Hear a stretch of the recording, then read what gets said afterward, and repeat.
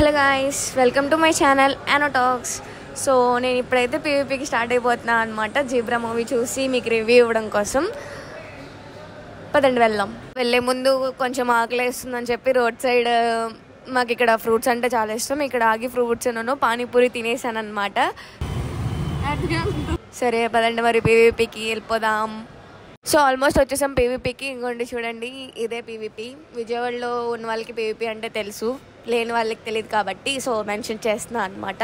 So లోపలికి వెళ్ళి movie time ఇంకా ఒక 10 minutes ఉంది.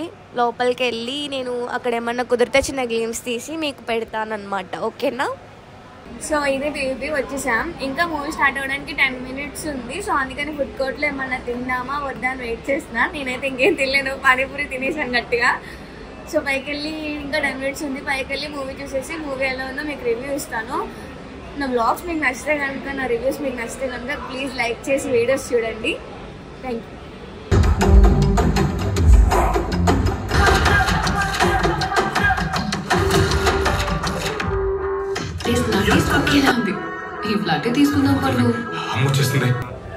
ఫస్ట్ హాఫ్ వరకు నాకు మూవీ స్టార్ట్ అయిన 10 minutes వరకు లక్కీ భాస్కర్ సినిమా ఏమన్నా మళ్ళీ చూస్తున్నానేమో అనిపించింది, కానీ తర్వాత నుంచి అంటే అలా అనిపించలేదు. ప్లాట్ అంటే బ్యాంక్ రిలేటెడ్ ఇష్యూస్ మీద తీశారు, కానీ ప్లాట్ వేరే ప్లాట్ ఉందన్నమాట. సో ఇప్పుడు వరకు వచ్చి ఈ మూమెంట్ చాలా హైప్ బాగుంది అన్నట్టు ఏం లేదు ఫస్ట్ హాఫ్ వరకు. సో సెకండ్ హాఫ్ చూద్దాం ఎలా వండుతాం. ఇంకేంటి ఆపు, మనం చెప్పింది వాడు చేయడయ్యా, వాడికి వచ్చిందే చేస్తాడు.